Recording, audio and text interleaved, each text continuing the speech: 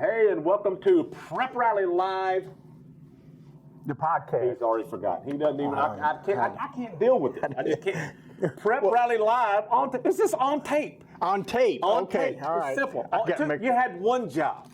I got it written down here too. On tape. One job on tape. That's all I needed. Prep Rally Live on tape. I'm Chip Souza, joined by Rick Fires. We're with the Northwest Arkansas Democrat-Gazette, and our show is brought to you by West Termite Pest Lawn, westtermite.com. Ricky, they even take care of your fleas that you have. Whatever you have, right there. I know. I walked in here and I didn't see a mouse or a flea or a tick. Nothing like that. Nothing like that. When it says pests, think of you.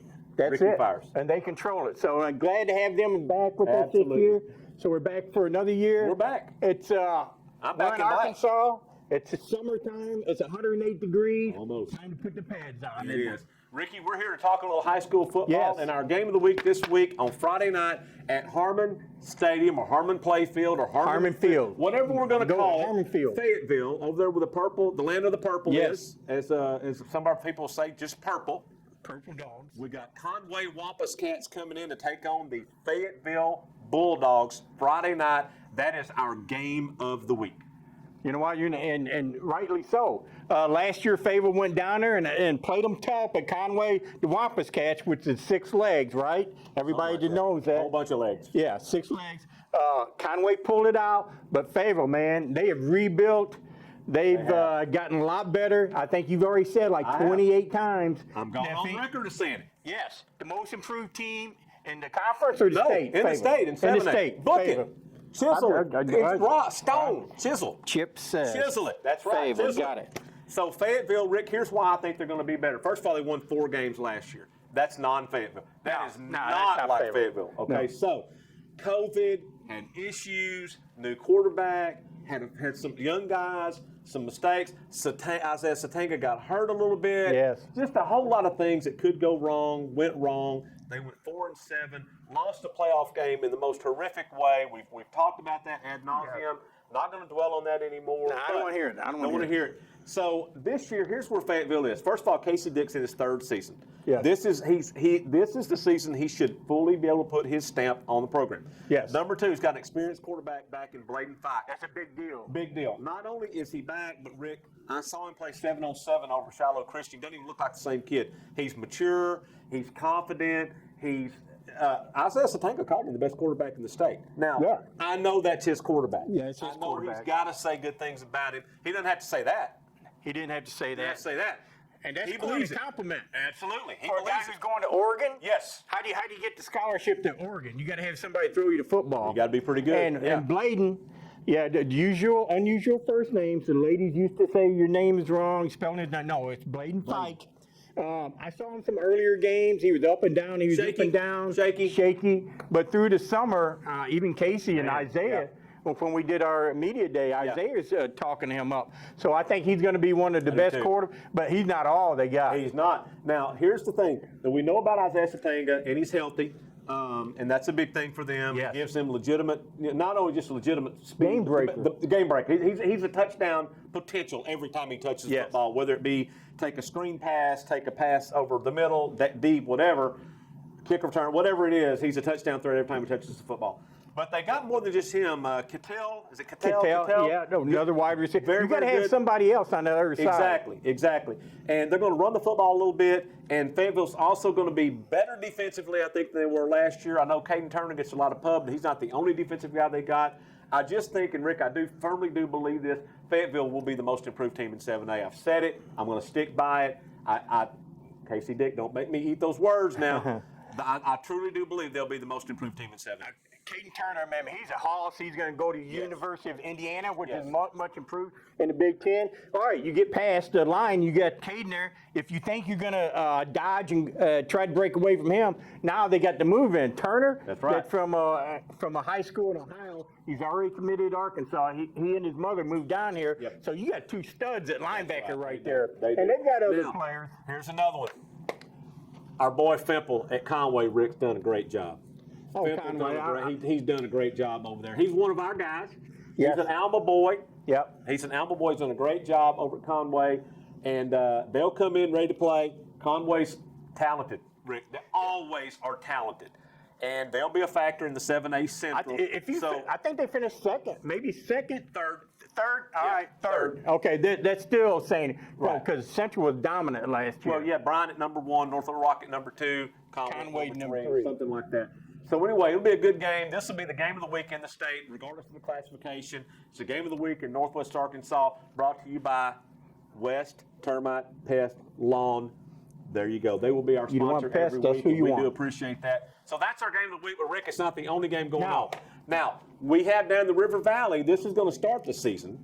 The North Side versus South Side games. We've got that one on Thursday night over at Jim Rowland Stadium over at South Side. North Side's won 5 in a row in this one. Rick, I'm going to come back to you on the Conway Fayetteville. I'm going to get you to predict that one at the end. We're going to talk about North Side, South Side first. Rick, North Side's won 5 in a row. How do you see this one coming out? Well, you know what? They have won 5 in a row, but the history of the two teams is really close. But man, I got to go with North Side. They've got more experienced players. South Side's they're gonna fling it with the young quarterback. I think he's gonna be a junior this year, Sorg. But man, you're gonna put a lot of sophomores out there in the 7A. It's gonna be tough. Class 7A. I said this before. It's a little bit of a recipe for disaster putting sophomores like that on the field. Yeah. 7A. Yeah. But hey, they'll learn. They get learn. better. They take their lumps, and by the end of the year, Exactly. instead of being they do the head knocking. Exactly. But man, Northside and the defense, I've always liked it. When Northside's at its best, they play good defense. I think Northside wins this at least a touchdown or 2. There you go. All right, moving on down the list, we got Mansfield, Texas. They're going to load up down in Texas, close to Dallas, not too far outside of Dallas, kind of between Dallas and Fort Worth in that Arlington area. Mansfield, Texas, coming up to play Bentonville West. Now, Bentonville West, I know we talked about Fayetteville losing the playoff game last year in a bad way. Bentonville West had to forfeit its playoff game because of COVID protocol. Yeah. They didn't even get to play. Season yanked out from under them. So Bentonville West, this is a chance for them to come up and kind of make a little noise. And Henry Apple talked about this last week. Bentonville West, Dalton McDonald last year graduated. He'd been a senior for 15 years, I think. He'd been playing a long time. And so anyway, he's graduated. They're going back with another sophomore quarterback this year, just like they have been doing. They've done the same thing. That's the third sophomore to start at quarterback for Bentonville West. How do you see this one? You know what? I love Bentonville West, but when you said McKinney, Texas, the thing that sticks out to me is Texas. Yeah. Texas high school football. Yes. I don't know a lot about that. I know Except they it's build Mansfield, not McKinney. But go ahead. Oh, Mansfield. Who's Same. McKinney playing? They're playing Harbor. Harbor. Okay. All right. But beside that, if you said Texas high school football, Different animal. different animal. I like California high school football. I like Florida, maybe Ohio. But when you're talking Texas football, I don't care if they are on the road. I got to go with the Texas team. So Mansfield taking this one over at Bentonville West. Now, Yes. Rick, I'll tell you a game that I like. This is one I've kind of looked at. Now, I don't know how close it'll be. The Shiloh Christian, Rick, I saw them play spring down the screen. Listen, Shiloh Christian is very, very good. They're going to go over to Pea Ridge. Now, these two teams used to be in the 4A1 together. Now, Pea Ridge is in the 5A West. Shiloh's going to be joining them in the 5A West next year, by the way. But anyway, Shiloh going over. But for us to talk about Pea Ridge, it's another one of our guys, another one of our boys, Bray Cook, former player at Harbor, went to Arkansas, was a starter on the offensive line there. He's now the head coach at Pea Ridge. Again, Rick, one of our guys. One of our guys. One of our guys. Just like Fimp is one of our guys, too. One of our guys. So how do you see this one? Well, here's Bray Cook. He gets hired. Congratulations. You're now first-year head coach right there. Okay, who we open up against? Shiloh Christian. Who drew this schedule up? Who got what?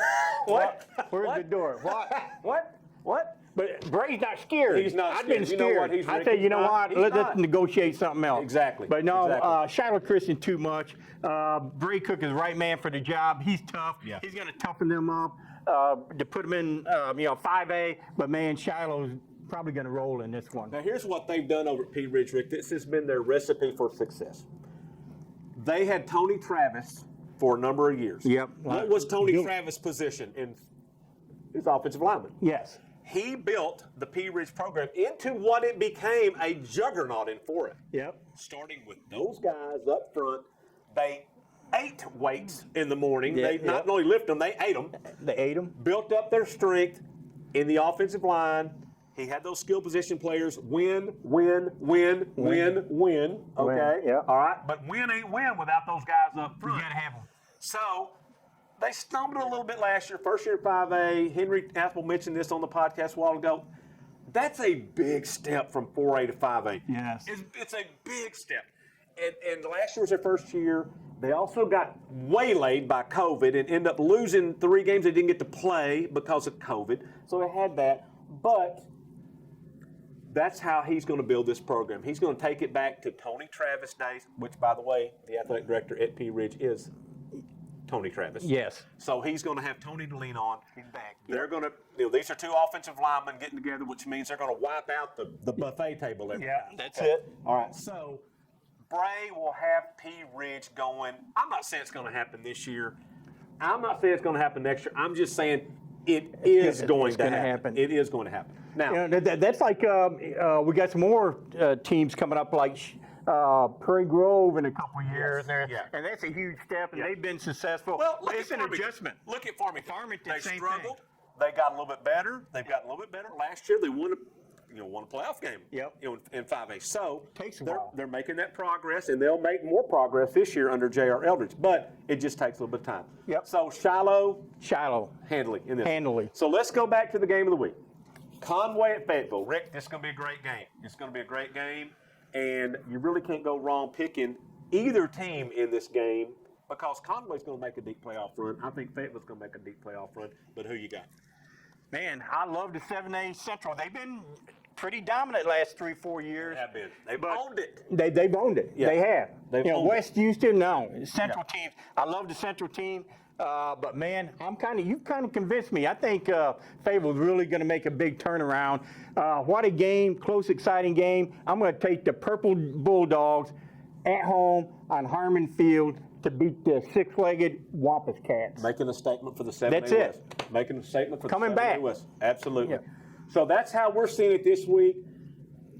We're going to be back with you every week. Who knows what this guy's going to bring with him every week? You never know. Listen, if you want to just you want to get whatever. This guy may bring whatever. This is Ricky Fires in all his glory. You just never know. I'm doing the best I can to hold it down. So anyway, Prep Rally live on tape. We're with you every week. We'll bring you the game of the week every week from our people right here, West, Termite, Pest, and Lawn. Thank you for sponsoring us. We'll have the game of the week every week. And also, don't forget, we'll have a podcast for you every week. We have that drops on Wednesday. See, that's where I got confused. We do a podcast, right? Confusing you did not take a lot. Okay, all right, there we go. So we have a podcast going every week. We have the Prep Rally recap, which will be on Monday. So we got Prep Rally on tape, Prep Rally podcast, and don't forget, we got a new member of our team this year, Rick, Leland Barclay, the Sultan of Stats. Yep. The Gridiron Guru. Yep. He will have his own show for the River Valley, and that will also be on Thursdays. So if it's about prep sports, Ricky, we got it. We got it. We got it right here. We got it right here. So thanks for being with us. Prep Rally live on tape, and we'll catch you next week for week 2.